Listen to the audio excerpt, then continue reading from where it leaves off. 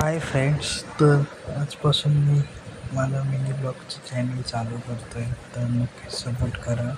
आज first blog आहे माझा. डिस्क्रिप्शनमध्ये माझ्या चॅनलची ID मेन्शन केली आहे, तर नक्कीच तुम्ही सबस्क्राईब करा आणि फॉलो करा.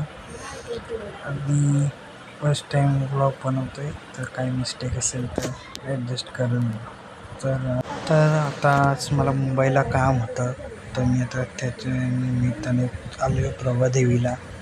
तर प्रभादेवीला आलो तर माझं काम होतं ते केलं आणि समोरच सिद्धिविनायक मंदिर होतं, तर तिथे गेलो, बाप्पाच्या पाया पडलो आणि मग मला या पुढे नरिमन पॉईंटला जायचं होतं कामाने. तर मी मग तिथे जायला निघालो तर आता ही नवीन मेट्रो चालू झाली आहे अंडरग्राऊंड.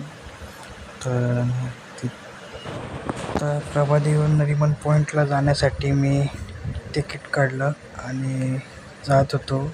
इकडून ही मेट्रो प्रभादेवीहून नरिमन पॉईंट आणि अंधेरी जाण्यासाठी तशी सोयीस्कर आहे. तर मला आता नरिमन पॉईंटला जायचं होतं, तर मी तिथे जायला निघालो. पण एक आहे, मेट्रोने जर जायचं असेल तर नक्कीच स्वतःजवळ कॅश ठेवा, कारण इथे खाली अंडरग्राऊंड सध्या रेंज नाही. तर GPay चालत नाही ना, मोबाईलला रेंज असते. तर मी बाकी एकंदरीत सुविधा खूप चांगल्या आहेत मेट्रोच्या. मग माझी मेट्रो आली, मग मी नरिमन पॉईंटला जायला निघालो तर प्रभादेवीपासून नरिमन पॉईंटचे किती 7 स्टॉप आहेत, 7 ते 8 स्टॉप आहेत. अर्ध्या तासाचा प्रवास होता, पण एक्सपिरियन्स खरंच खूप चांगला होता.